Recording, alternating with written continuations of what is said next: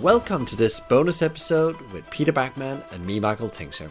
Peter and myself have chosen to come together to create a series of conversations to help leaders in the food and drinks industry to get better out of the starting blocks. We don't have all the answers, but we wish to share our observation and insights which can help leaders to make better decisions about their strategies and navigate through the times ahead.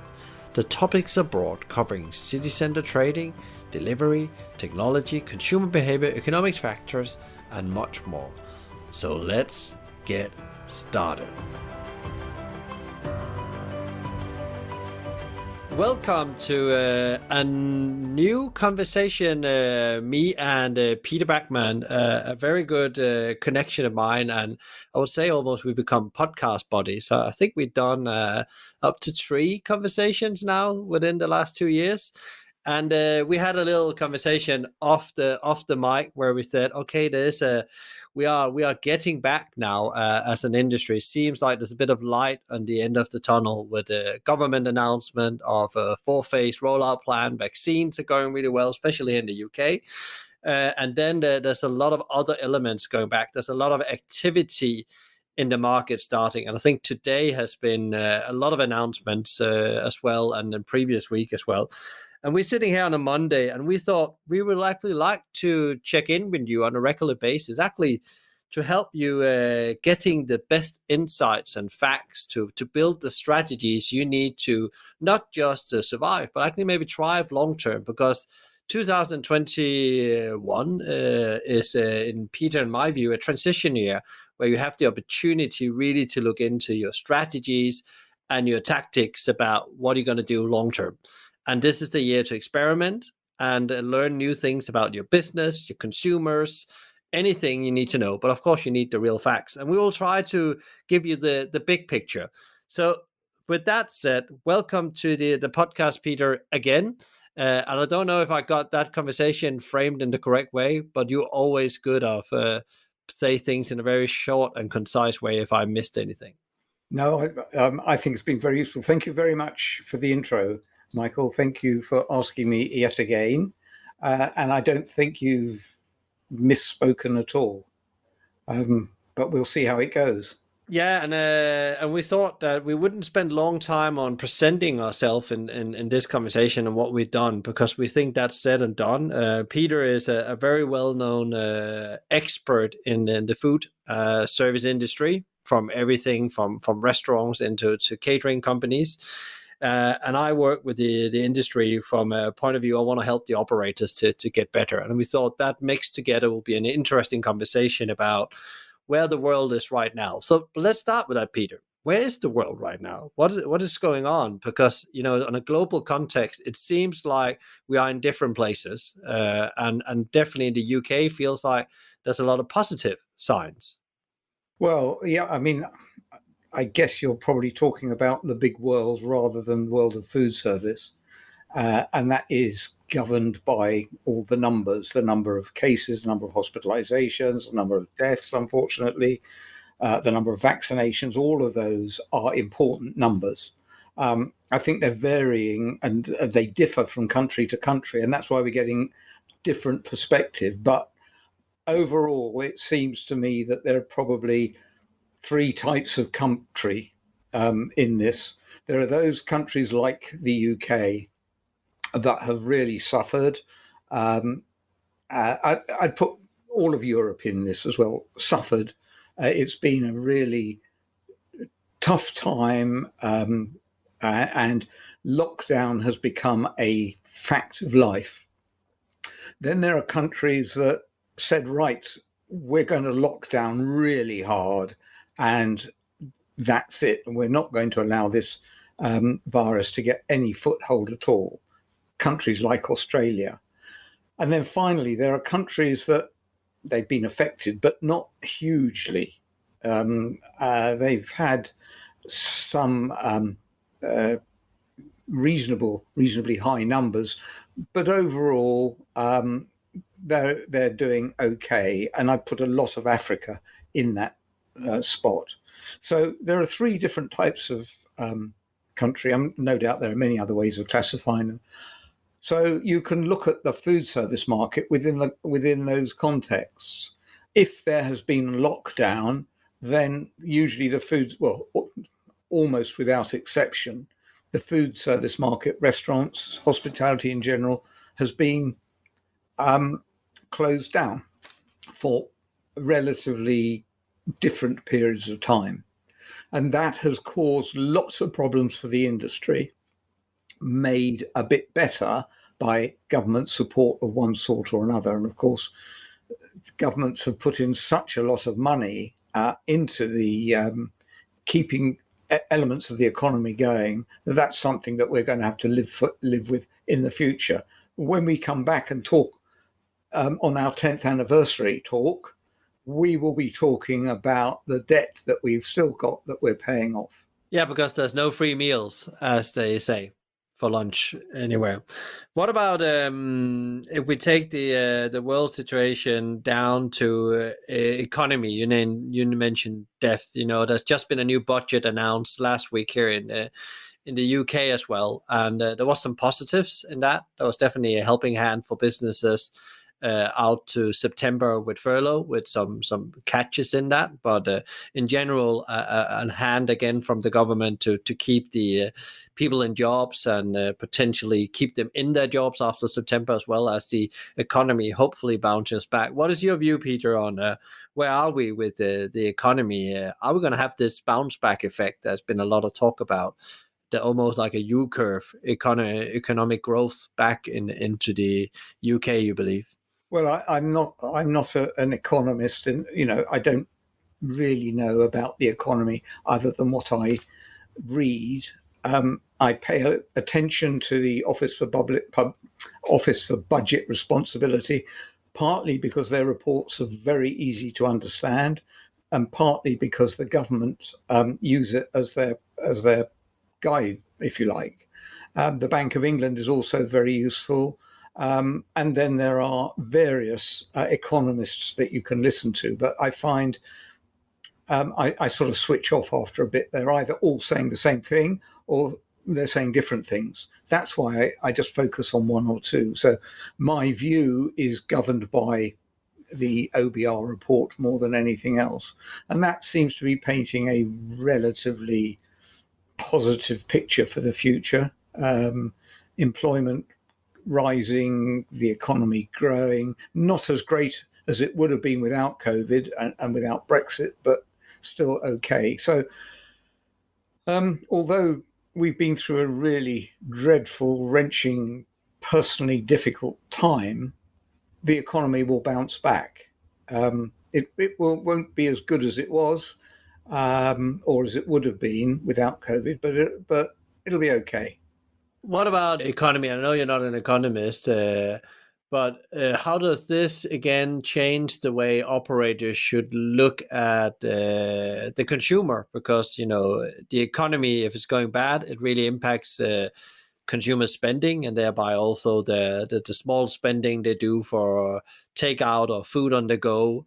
There will be more reflecting about how they spent their food dollars, as I call them. And we have a changed consumer. There's no doubt about that. Since COVID, as you said, lockdown has become a part of life. This is what we do now. Yeah, I mean, I think this one bit of discussion can go on for quite a long time because there are various strands that need to be pulled out. I think I would observe that for the next 2-3 years, people won't have as much money in their pocket overall on average as they had before. However, there are a lot of people who've got more money. They haven't had to buy a season ticket to get to work, for example, which might cost them thousands of pounds a year. They haven't been on summer holidays, although they may make up for that. They've probably not been spending quite as much on various things because they're just not out shopping and having a look. So there are people who have got much more money in their pocket than they had before. So some of that money will find its way into the food service market. So that's good. There will be people who've got roughly the same amount of money as they had before. So they'll probably carry on, and there will then be people who've lost their jobs, and we've got about 5.5 million people at the moment who are unemployed. Which is an increase of, forget the exact figure, about 60% above what it was pre-COVID. So there will be people without jobs. Overlaying that will be what I think everybody agrees is one of the outcomes of COVID, and that is changing work practices. The extent to which work practices change by working at home is open for debate, but it's not beyond the bounds of possibility that city centres will have 20, maybe 30% fewer people in them at any one time. That being the case, those outlets that are dependent on that missing 30% are going to suffer. But that 30% will be buying food somewhere else. They may be buying it from a supermarket, or they may be buying it from a coffee shop just around the corner from where they live.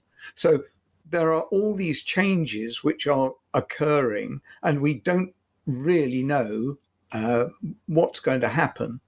And we won't know until the doors open and we walk into the wide new world and we allow things to settle down. So we're talking, I don't know, 6 months, a year, something like that, before it becomes clearer what is actually changed and what the world looks like.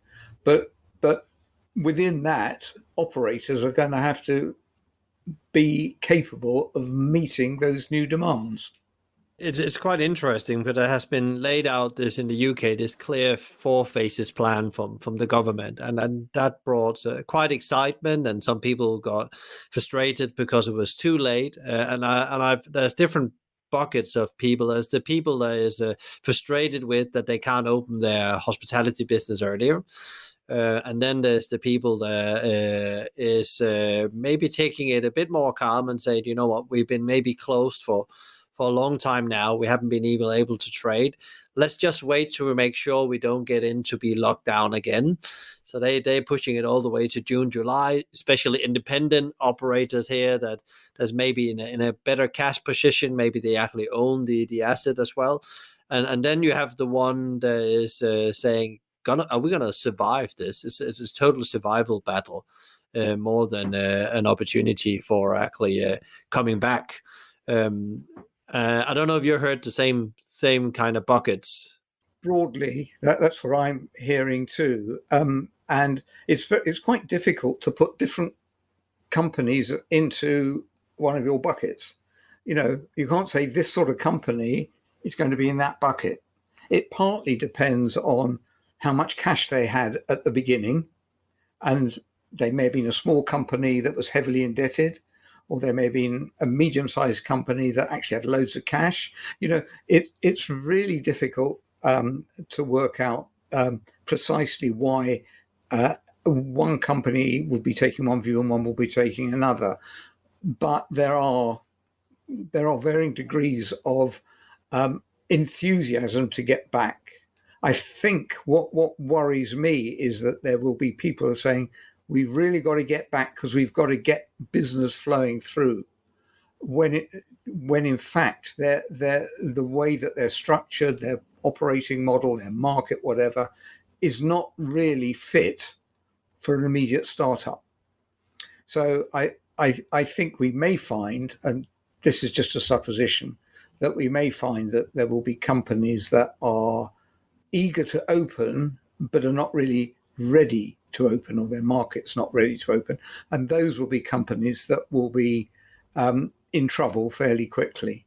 Yeah, and I guess we've already seen a lot of CVAs and restructures just to keep the business alive, or refinancing it. That was the only way around, and I guess we haven't really seen the end of that, because we're still underpinned maybe support, or the landlords are not able to react against certain operators because they're protected by the government's legislation right now. So I think also we have that to come, and how that will unroll, and how the landlords, potentially the landlord, how they're going to play their parts in this. Yeah, I guess if you were to line up 100 restaurant companies and say, what's your biggest problem? Most of them would say it's the debt we've got to the landlord. That is the biggest problem. Apart from being psychologically wearying, it's also potentially a huge amount of money. So to what extent they've been able to mitigate that overhang is going to be hugely important. And that really depends on the operator, but also on the landlord. And there are some landlords who are very understanding, and there are some landlords who are very, I would say, misunderstanding, whatever the opposite of understanding is. And I hear about operators who are saying, well, we are paying our small, we've got a mixture of landlords, and we're quite happy, we will pay first the smaller landlords for whom the property we occupy is part of their pension. So we'll be helpful to them, and the bigger landlords, well, we'll just have a tougher negotiation. All sorts of things going on.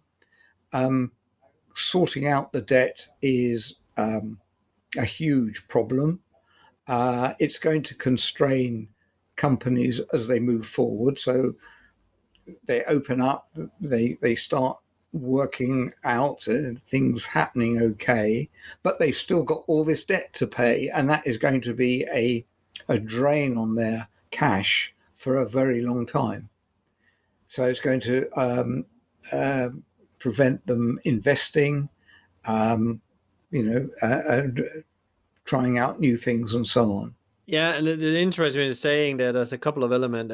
I've also seen landlords being, I don't know if they followed through with it, but it's definitely been in the conversation, becoming, part investors in some of these restaurants. And that's probably not so much on a chain level, but maybe on more individual restaurants, where that restaurant actually have a quite significant impact on the value of the property or the experience of the property, where they're going to go in and actually say, okay, the way we solve this is that we get more involved and we become part of this venture. And that's a proposition. I haven't seen a concrete where I can mention with name they made this kind of arrangement, but I think it was Grosvenor Nord that was out saying this, and I think also the Queen's Estate was out saying it.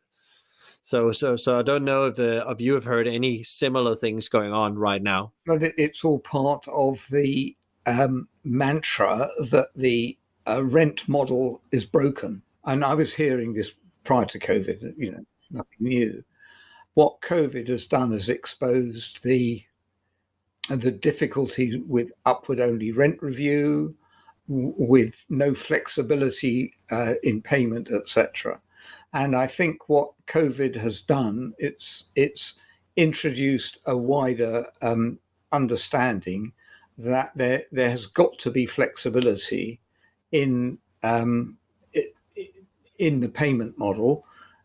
When operators don't have the money to pay the rent, then you shouldn't line them up against the wall and threaten them. You should be saying, okay, let's have less now, and we'll have a bit more when you can afford it. I think that is a mood which has been around for a long time, but is probably gaining more traction now. Yeah, and I think it's an interesting thing as well, what you said with the smaller landlords and the big ones. But I guess it all comes down to a landlord's ability to pay their mortgage. And I think that's what's going to impact the situation more than else, because you have somebody else that you owe money, a bank or a lending institution, that will probably be quite harsh on the landlord as well. So there's some understanding all ways around.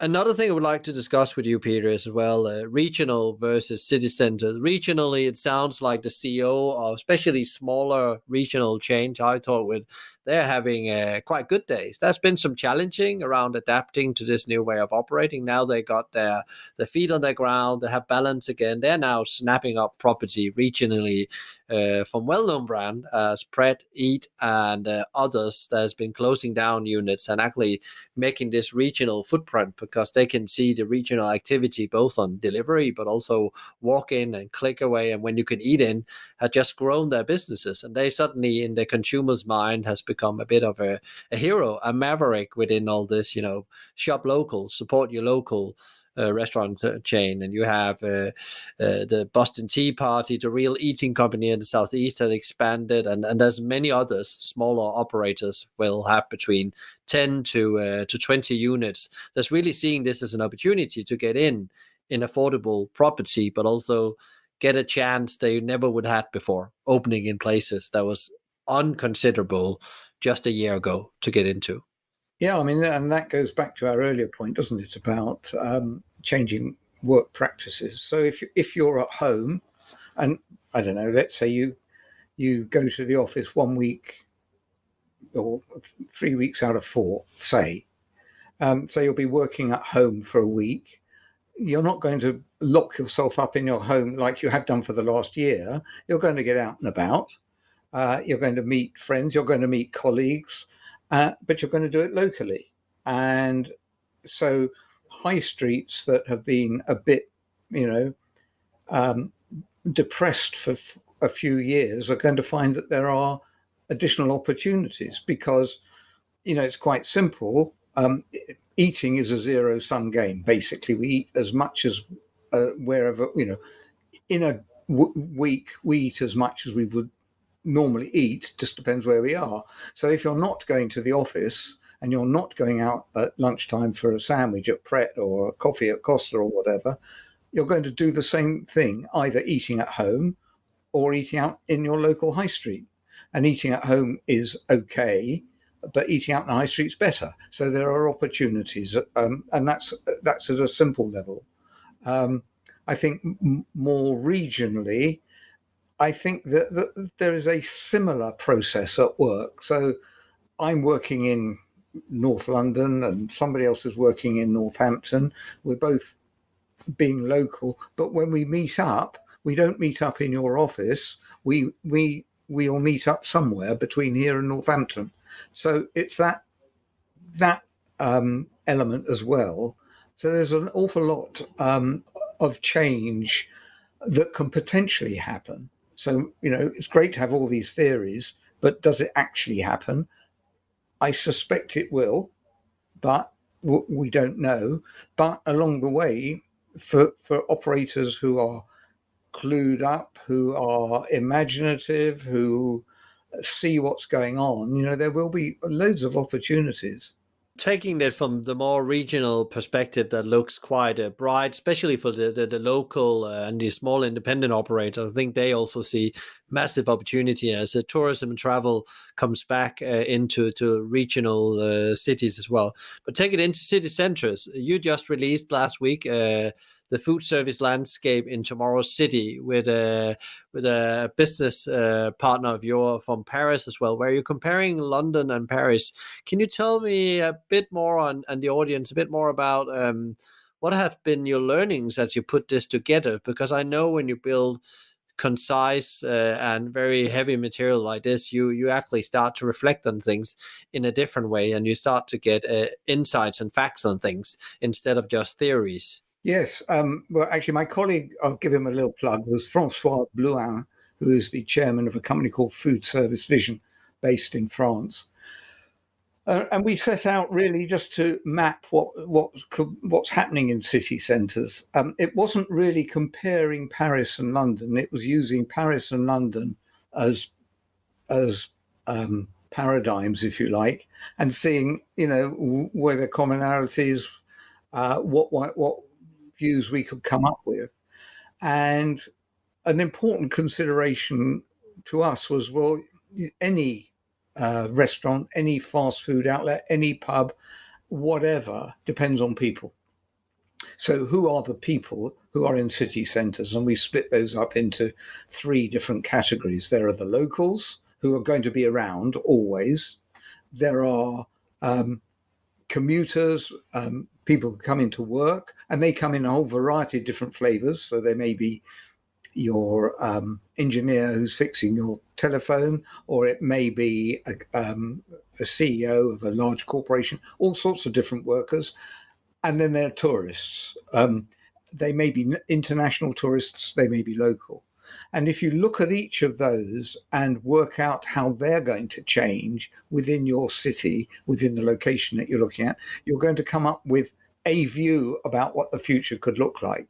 So that was one learning that we came up with, and that we built into the white paper that's available from my website, or you can email me, or whatever.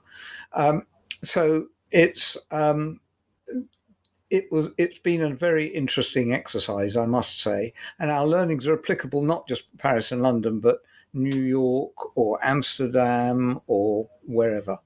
Be interesting to hear a bit more about what did you then learn about the office. Everybody talks about this, and more corporate companies going out and say you don't have to return to the office. And I think Spotify was one of the last big brands saying that you can come in whenever it suits you, and all that suddenly brings an interesting element. If you normally would take the train up to London, where I go from to Brighton, you arrive at London Bridge Station and you see all this food to go. So that was the first one. And the second one I was thinking were really important. And then there's catering, which I've been involved in myself. Wow, this is interesting, because suddenly it's a very different dynamics we're up against, and everybody suddenly are in the market of catering, because that's one of the revenue streams you can have. And the office thereby becomes this, almost an adventure in a part of the employee experience. You go there for very specific things or very important meetings, or then you are out regional working in a co-working space or in a cafe, and you're not in the city. What is your learnings from a food service operator? What do they need to be aware of, and how dire is it actually for them? Well, I think as we've been developing our conversation anyway, it's if you are a contract caterer that relies on 150 people eating in your restaurant every day, and the numbers now get reduced to 100, you've got to rethink the way that you work, basically. The employer has also got to consider whether he or she needs to make that offer available. So, at one level, it's a boom or bust. The local coffee shops nearby, well, they're going to suffer from smaller numbers, so they ought to downsize, but that's not always possible, or close. If they close, then their business that would have gone to them is now available to other coffee shops. So there's going to be mixing around and changes at that level. There is the whole space of delivery, which we haven't talked about, where lunchtime might just become a delivery space. So you never get food cooked at work; it's always delivered to your desk or to the kitchenette down the corridor.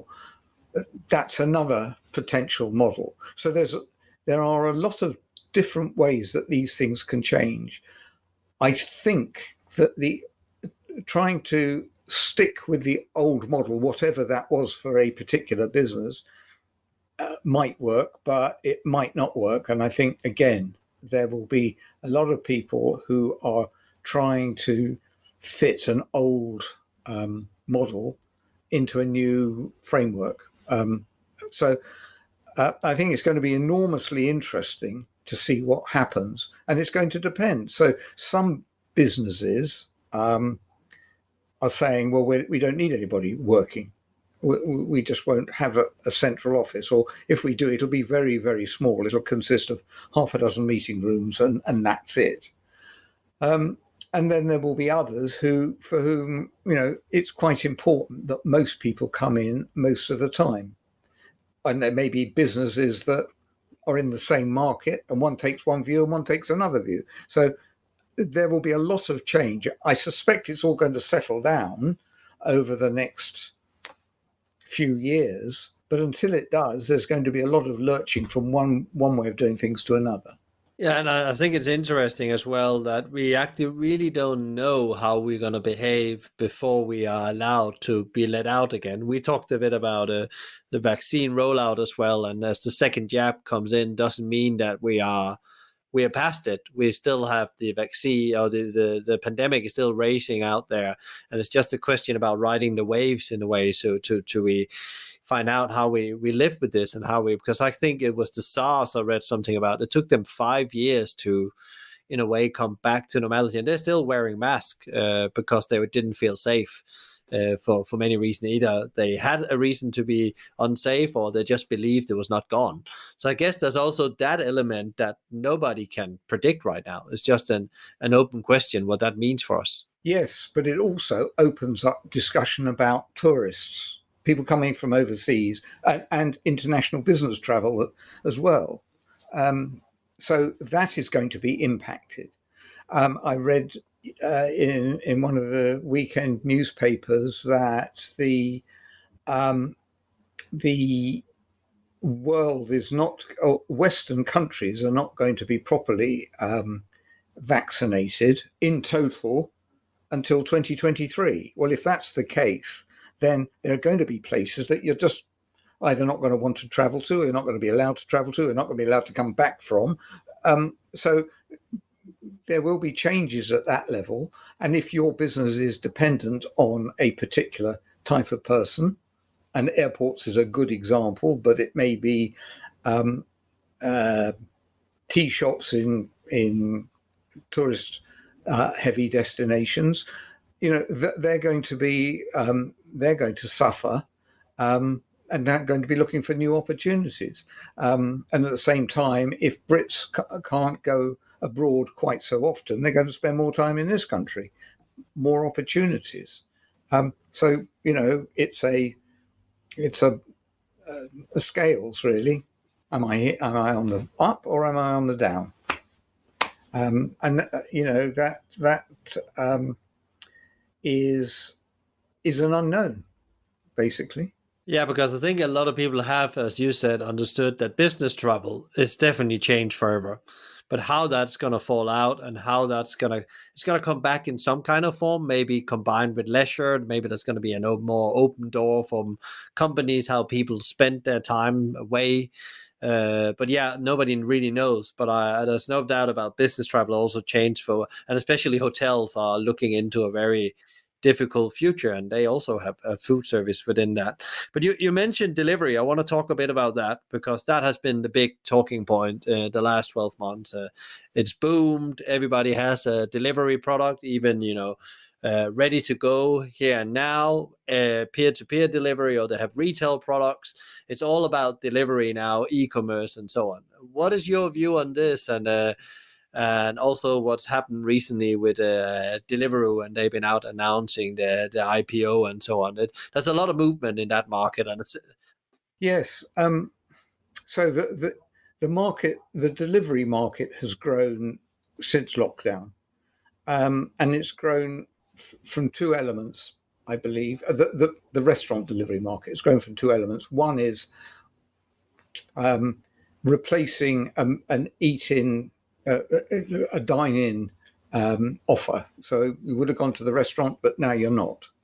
And then there is something additional on top of that has, if you like, the food would have been bought from a supermarket, and it's now bought from a restaurant or a delivery outlet. Part of that growth is at risk when people can go out again. So I suspect that what we will see is a plateauing of eating, of delivery, once things are relaxed, because you don't need to go out. You don't need to have a restaurant meal delivered, because you can actually go and enjoy the real thing, and the cost is the same or even cheaper. That's at one level, and then at the other level, you may say, "Well, I'm now going to have more delivery coming into my home, because I've seen that it works, and it works for me, and I'm quite comfortable with it. So my overall assessment is that delivery has had a big boost during lockdown.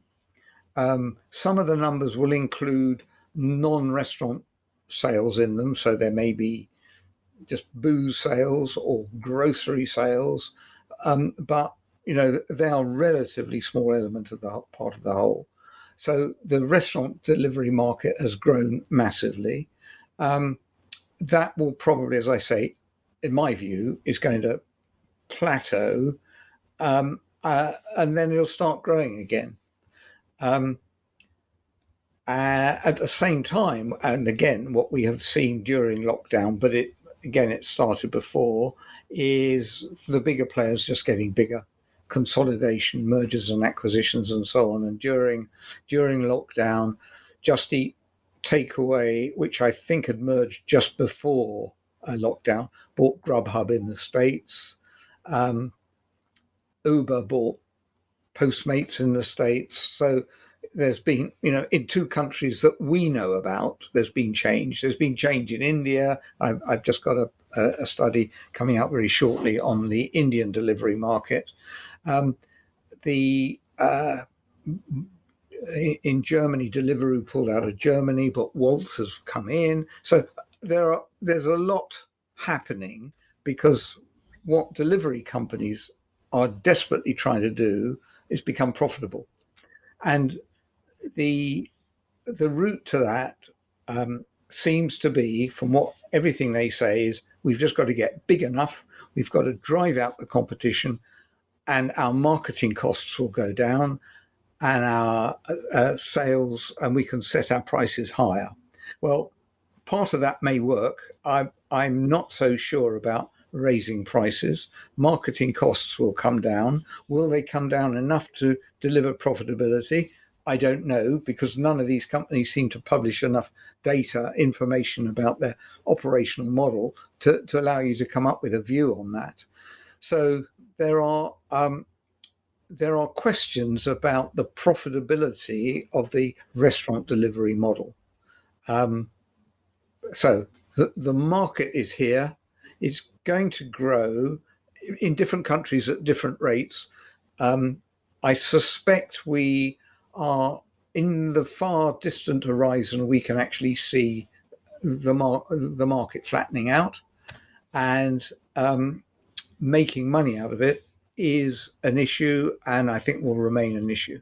Yeah, and it's not only an issue for the delivery platforms. Lots of operators is also struggling with getting to work because of the fee structure that needs to be put in place for actually getting somewhere close to profitability, as you said. But I think the interesting thing is I've seen some more offshoot delivery platforms coming regionally, starting focusing on Cambridge and Bristol. You have I think they call Food Stuff, where they are focusing on working very closely with the independent operator of having the technology, but also the logistics bit. But they also probably discover, as they scale that model, the cost of logistics when you own it is massive.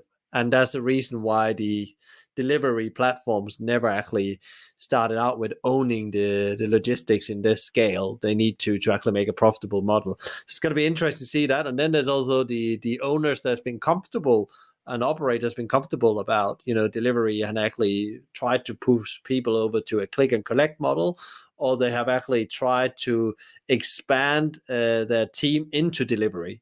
But that's a challenging game as well, to find good delivery drivers, because they are also competing up against Amazon, who is recruiting heavily in this market for drivers. So I think there's other elements happening as well, where you could see maybe some operator will take more control of their delivery model than they do today. Yeah, and you make a couple of good points, and I just sort of emphasize them. One is the opportunity to make money from delivery. It's interesting that the CFO of Domino's Inc. in the States said a couple of weeks ago, in 60 years, and Domino's been running 60 years, in 60 years, Domino's has never made $1 from delivery. It's all come from the product. So if your business is built on doing delivery, and the best delivery company in the world can't make money out of it, the best restaurant delivery company in the world can't make money out of it, why should you make money out of it? So I think that is a real challenge. And the other one is about the platform, getting the orders, the marketplace. And of course, that is the underpinning of the Just Eat takeaway model. We'll make money from that marketplace, which is a pure technology play. And everybody needs to be on the platform, otherwise they're not going to get any orders. That's the ultimate game there. So an ideal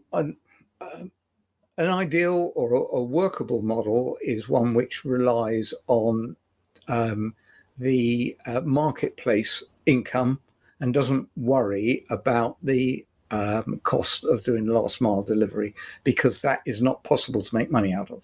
Totally agree. The peer-to-peer model is very difficult to work. What about I just want to touch on two more things, and then we were going to start wrapping up. But talent, I especially heard around when I talked with CEO founders around London. I've seen that as a couple of businesses I'm involved in. These people, they moved, European people that worked in hospitality, moved back to their home countries, Poland, Portugal, Spain, France, wherever they're from. And they probably don't have, some of them definitely don't have the intent to come back. First of all, because they're on a stability in the country of the UK, but then Brexit on the top of it. And then in a sector where they don't know if they have a job next month, because even though if they come back now as we open back up, is that actually a long-term job for them? How is it looking in 3 months' time? And all that impact, especially the management layers of an organization right now, and also the arms and hands they need as the sector bounce back across the country. But I think especially London is hit. And I think it's a very regional thing for London. When I talk with people around the world, I've seen similar thing in regional area in Melbourne, Australia, the industry that works very heavily on getting people in on visums and working, especially from Asian country. Have you had any heard any stories, any concerns around the whole talent challenge, just having arms and legs to operate? Well, it's interesting. First of all, it was always like this. It's always been an issue in the sector. You know, before the EU was around, it was difficult to recruit chefs and waiters and so on. And it always will be, because the sector, for a whole variety of very good reasons, can't afford to pay big money. So it'll always be having to fight for labour. I hear all sorts of stories about losing labour, people going abroad and not coming back, etc. So I'm agreeing with what you're saying. I think one of the thoughts is that given that we've had a reduction in supply, i.e., there are fewer outlets operating now than there were before, and although some of them will come back, absolutely they will come back because the demand is there, we may not get back to the old numbers. So that would require fewer people. So will that reduction in the number of people be sufficient to overcome the shortfall? I suspect not, but it might be. So it's that is part of the issue. And I think another part of the issue is actually having people who've got the right skills.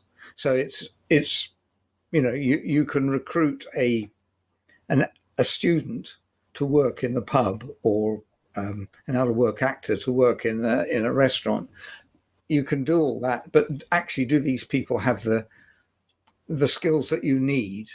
The understanding of the food, the ability to read what the customer is saying. Do they have it? Well, some will and some won't. But having enough people with enough skills is a challenge. It always has been, and I guess it always will be.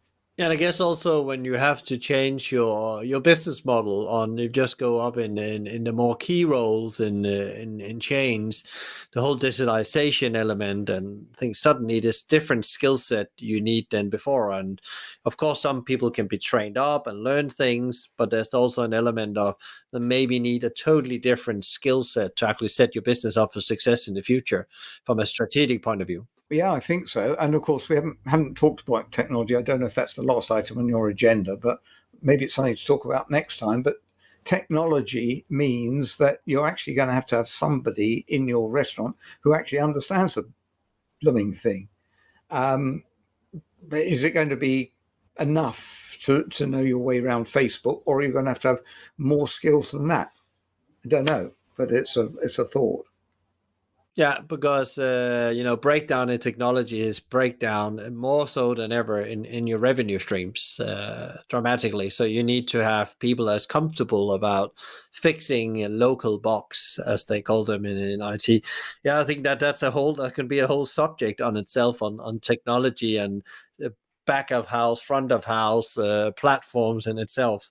So I'll put that down as a note for our conversation next time, Peter. I think that's probably very relevant, as at that point we'll be closer to a reopening of the industry. But I think where do you see from what you know today, Peter? This is a crystal ball moment, a bit of unfair moment. But where do you see the industry in the next 12 months? You indicated a bit. It's a year of testing, trying things out, and being open to that. What you believed was your journey might change when we open the doors fully for people over the summer. Okay, so let's pretend we're having this conversation on New Year's Eve 2021. What are we saying? This is always very dangerous because you're going to pick it out and play it on New Year's Eve 2021.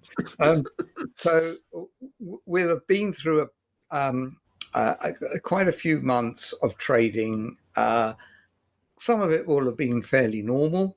It will we'll be in a position to be planning. Maybe there will be some return of lockdown, COVID, etc. I think my planning assumption would be it's going to be minor and not noticeable. But when you play this on New Year's Eve, I might regret those words.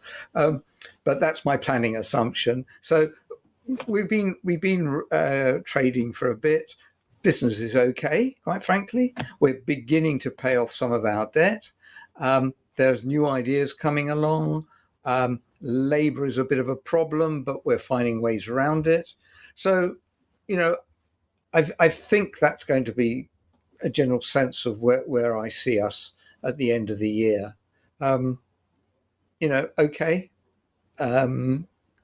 Obviously could be better, but also could be a damn sight worse.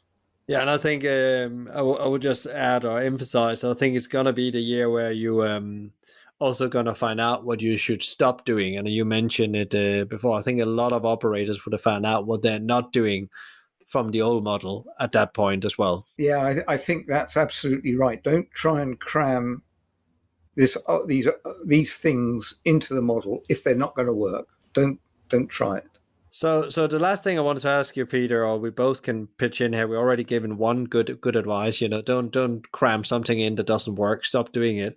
But what top three things do you think that leaders out there in the industry should have in their mind right now as they are planning their way through 2021 and beyond? Well, I think it's really going to be important to know what you're doing. What's your purpose? Why are you here? What's your proposition? Those sort of big strategic things. What are you trying to do? And yeah, okay, you're trying to make money and float the business, fine. But why should people come to your place? Why should they really come? And if you can answer that question and stick true to it, and providing your answer's a sensible one, and you can stick to it, that would be a good bit of advice, I think. Secondly, make sure that you relate to your stakeholders. You can draw up a long list of stakeholders, but it's the key ones probably employees, probably customers, probably landlords, and depending on who you are, your shareholders. But there may well be others as well, like suppliers, a whole range of different stakeholders. Ideally, you should be talking to them all, but try to having a clear view about which ones are really crucial to your business. So that would be my second bit of advice. And the third bit is have cash. Yeah, cash is king, as always. Well, it particularly will be over the next, the coming months. Yeah, I think it was really good, and I agree on all of them. Regarding the positioning and the employees, I think also this is the time where if you don't have a unique employee proposition and don't feel that you're standing out, this could also be an element you can win on, because you might be doing some things that people that's looking for a job don't know. And I've noticed a concrete example of people looking at their employability proposition. It's Honest Burger that has been out talking about the way they're changing working conditions and the way they work together, how they use technology to make better work environments. So that's a great example if you want to go and look somewhere out there, how you're actually working with your culture as a core part of attracting people, also customers for that sake. And I think that's going to be many of the winning businesses as we go forward, understand that balance between the outside proposition and the inside proposition. So with that said, Peter, is there anywhere people should go and for more advice? I know you have an amazing weekly newsletter I consume myself with a lot of info. Where can they go and find that? I think people should sign up for that. Okay, well, you can go to my website and sign up there, or just send me an email. My website is Peter Backman FS, that's FS for short for food service.com, peterbackmanfs.com. And my email address is peter@peterbackmanfs.com. You can find me on LinkedIn. And my newsletter is available every week on LinkedIn as well, and you can sign up to it through LinkedIn. And I'm around, basically. Great, and we will also put all that in the show notes for this episode. And Peter and I intend to do more of this, so we are just getting started. It was the first lap, as Peter says, and then we will continue out through this year and see how we can be in service and helping you guys out there with more info and conversation about these, big strategic moving parts. And can I suggest, Michael, that we encourage people to ask questions through you or me, and we can work those out while we talk. Yeah, and feel free to send a question now as you had listened to this, but also we will probably before we do the next one, now we are warmed up and have an idea about the format, we will send out a bit of a notice before we record the next one so people can put in relevant questions where they are at the point of their journey. So with that said, Peter, thank you again for spending a bit of time with me and doing number 4 together. It was a great pleasure, and always lots of insights and great knowledge on the industry. So thank you very much, Peter. Thank you for having me, Michael. So that's all for today. Thank you so much for listening in. If you have any feedback or want to get in touch with us, please reach out to us on LinkedIn or find our emails in the show notes. If you enjoyed this episode, please consider letting the world know by honoring us with a 5-star review or share it with your network. We hope you are getting out of the starting block well, and we send you and the team all the energy they need for the coming period.